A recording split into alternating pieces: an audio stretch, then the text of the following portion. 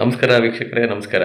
ನಾನೀಗ ಒಂದು ವಿಡಿಯೋ ಮಾಡಲಿಕ್ಕೆ ಕಾರಣ ಅಂದರೆ, ಹಲವಾರು ಯೂಟ್ಯೂಬಲ್ಲಿ ಅದೇ ರೀತಿ ಎಲ್ಲ ಮಾಧ್ಯಮದಲ್ಲಿ ಕೆಲವು ಮಾಧ್ಯಮಗಳಲ್ಲಿ ಬಿಗ್ ಬಾಸ್‌ನವರಿಗೆ ಇಷ್ಟು ವೋಟ್ ಬಂತು, ಇಷ್ಟು ವೋಟ್ ಬಂತು ಅಂತ ಹರಡ್ತಾ ಇದ್ದಾರೆ ನ್ಯೂಸ್. ಅದು ಎಷ್ಟು ಸತ್ಯ ಎಷ್ಟು ಸುಳ್ಳು ಗೊತ್ತಿಲ್ಲ. ಆದರೆ ಅದು ನಿಜವಾಗಿ ಸತ್ಯ ಇರಲಿಕ್ಕೆ ಚಾನ್ಸ್ ಇಲ್ಲ. ಯಾಕಂದರೆ ಬಿಗ್ ಬಾಸ್ ಅವರು ಎಲ್ಲೂ ಅದನ್ನು ಲೀಕ್ ಮಾಡಲಿಕ್ಕೆ ಚಾನ್ಸ್ ಇಲ್ಲ ಆ ರಿಸಲ್ಟನ್ನ. ಯಾಕಂದರೆ ರಿಸಲ್ಟನ್ನ ಅವರು ಹೊರಗೆ ತಿಳಿಸಿಬಿಟ್ರಂದರೆ ಮತ್ತು ಸರ್ಪ್ರೈಸ್ ಏನಿದೆ ಹೇಳಿ ಅಲ್ವಾ? ನಾಡ್ದು ಸುದೀಪ್ ಅವರು ಕೈ ಎತ್ತಬೇಕು. ಯಾರು ಕೈ ಎತ್ತಾರೆ ಅಂತ ಮೊದಲೇ ಗೊತ್ತಾದ ಮೇಲೆ ಅದರಲ್ಲಿ ಇಂಟ್ರೆಸ್ಟಿಂಗ್ ಏನಿದೆ, ಸರ್ಪ್ರೈಸ್ ಏನಿದೆ, ಅಲ್ಲಿವರೆಗೆ ಯಾರು ನೋಡ್ತಾರೆ? ಹಾಗೆಲ್ಲ ಅವರು ಮಾಡೋದಿಲ್ಲ.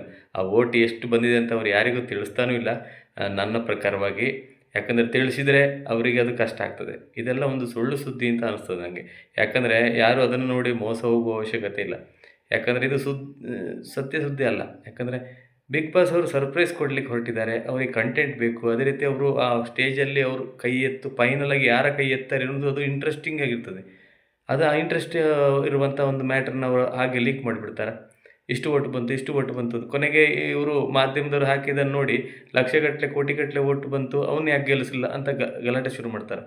ನಿಜವಾಗಿ ಅಲ್ಲಿ ಡಿಸೈಡ್ ಮಾಡುವವರು ಬಿಗ್ ಬಾಸ್‌ನವರು. ಅವರು ಡಿಸೈಡ್ ಮಾಡುವ ತನಕ ಯಾರು ಅದರ ಬಗ್ಗೆ ನಾವು ಮಾತಾಡುವಂತಿಲ್ಲ. ನಾನು ದಿನಪ್ರತಿ ನೋಡ್ತೇನೆ. ನಿನ್ನೆ ಸಂಜೆ ಒಬ್ಬರು ಹಾಕಿದ್ರು, ಈಗಿನ ಸದ್ಯದ ವರದಿ. ಇವರಿಗೆ ಯಾರು ವರದಿ ಕೊಡ್ತಾರೆ ಹೇಳಿ? ಈಗ ಒಬ್ಬ ಯೂಟ್ಯೂಬ್ ಚಾನಲಿಗೆ ಒಂದು ವರದಿ ಕೊಡುವವರು ಯಾರು? ಯಾಕೆ ಕೊಡಬೇಕು ಅವರು?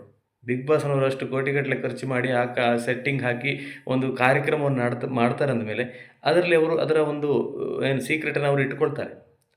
ಯಾರು ವಿನ್ ಆಗಬೇಕು ಅದು ಮೇಯ್ನ್ ಅದೇ.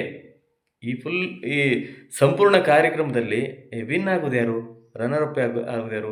ಇದೆಲ್ಲ ಮೇಯ್ನ್ ಆಗಿರ್ತದೆ. ಅದನ್ನು ಅಷ್ಟು ಪಕ್ಕನ ಅವ್ರು ಬಿಟ್ಟುಕೊಡ್ತಾರೆ. ಇಷ್ಟು ಓಟ್ ಬಂತು ನೋಡಿ ಇಷ್ಟು ಓಟ್ ಬಂತು ಅಂತ ಅವರೇ ತಿಳಿಸ್ತಾರೆ.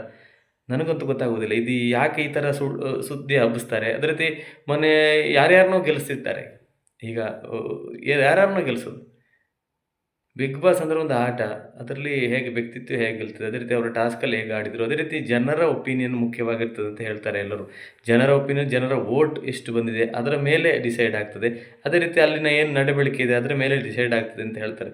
ಇದು ಬಹಳ ಒಂದು ಶೋಚನೀಯ ಪರಿಸ್ಥಿತಿ. ಯಾಕಂದರೆ ಎಲ್ಲರೂ ಗದ್ದೆ ಬದಿಯಲ್ಲಿ ನಿಂತ್ಕೊಂಡು ಒಂದು ಇದು ಮಾಡಿ ಹಾಕ್ತಾರೆ.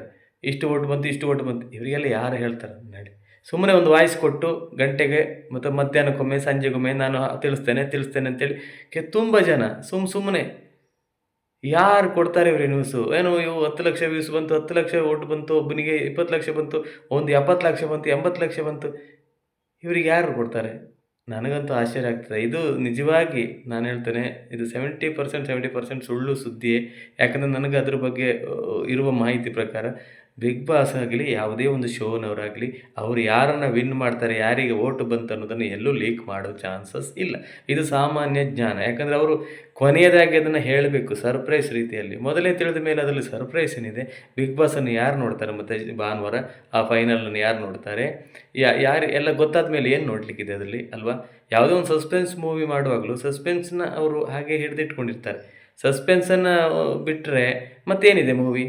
ಏನಿಲ್ಲ. ಅದೇ ರೀತಿ ಬಿಗ್ ಬಾಸ್ ಶೋ ಕೂಡ ವಿನ್ನರ್ ಯಾರು, ರನ್ನರ್ ಯಾರು ಇದೆಲ್ಲವನ್ನು ಅವರು ಸೀಕ್ರೆಟಾಗಿ ಇಟ್ಕೊಂಡಿರ್ತಾರೆ. ಅವರೇ ತಿಳಿಸಬೇಕು. ಅವರು ತಿಳಿಸಿದ್ದೇ ಅದೇ ಫೈನಲ್. ನೆನಪಿಟ್ಕೊಳ್ಳಿ, ಅವರು ತಿಳಿಸಿದ್ದೇ ಫೈನಲ್. ಬೇರೆ ಯಾವುದೇ ಮಾಧ್ಯಮ ನೋಡಿ ನೀವು ನಂಬುವಂಥ ಅವಶ್ಯಕತೆ ಇಲ್ಲ. ಎಲ್ಲವೂ ಸುಳ್ಳು ಅಂತ ನಾನು ಹೇಳ್ತಿಲ್ಲ. ಆದರೆ ನಿಜವಾಗಿ ಅದು ಅಷ್ಟು ಓಟು ಬಂದಿದೆ ಅಂತ ಇವರಿಗೆ ಯಾರು ತಿಳಿಸಿದ್ರು ಅನ್ನೋದೇ ನಮಗೆ ಪ್ರಶ್ನೆ. ಆಗಲಿ, ಮುಂದಿನ ವಿಡಿಯೋನಿಗೆ ಮತ್ತೆ ಭೇಟಿ ಆಗ್ತಾನೆ. ಯಾರು ಈ ಸುಳ್ಳು ಸುದ್ದಿಗಳಿಗೆಲ್ಲ ಮಾರು ಹೋಗಬೇಡಿ. ನೀವು ಸಂಡೇ ಕಾದು ನೋಡಿ. ಸುದೀಪ್ ಅವರೇ ತಿಳಿಸ್ತಾರೆ ಯಾರು ವಿನ್ ಆಗ್ತಾರೆ, ಯಾರು ರನ್ನರ್. ನಾವು ಅಂಥ ಸುಳ್ಳು ಸುದ್ದಿಯನ್ನು ಇದುವರೆಗೆ ಹರಡಿದ್ದಿಲ್ಲ, ಏನಿಲ್ಲ. ಇರುವಂಥ ವಿಷಯವನ್ನು ನಿಮಗೆ ತಿಳಿಸ್ತೇವೆ. ಯಾಕಂದರೆ ಮಾಧ್ಯಮ ಅನ್ನೋದು ಬಹಳ ಇಂಪಾರ್ಟೆಂಟ್. ನಾವೇನು ತಿಳಿಸ್ತೇವೆ, ಏನು ತಿಳಿಸ್ಬೇಕು ಅದನ್ನು ತಿಳಿಸ್ಬೇಕು, ಏನು ತಿಳಿಸಬಾರ್ದು ಅದನ್ನು ತಿಳಿಸಬಾರ್ದು. ಅದೇ ರೀತಿ ಸುಳ್ಳು ಸುದ್ದಿಯನ್ನು ಹಬ್ಬಿಸಬಾರ್ದು ಎನ್ನುವುದು ನನ್ನ ಒಂದು ಉದ್ದೇಶ, ನಮ್ಮ ಚಾನಲ್ನ ಉದ್ದೇಶ. ಆದ್ದರಿಂದ ನೀವೆಲ್ಲರೂ ಕಾಯೋದು ಒಳ್ಳೆಯದು. ಸಂಡೇ ತನಕ ಕಾದಾಗ ನಿಮ್ಗೆ ಅದರ ಕರೆಕ್ಟ್ ಚಿತ್ರಣ ಸಿಗ್ತದೆ.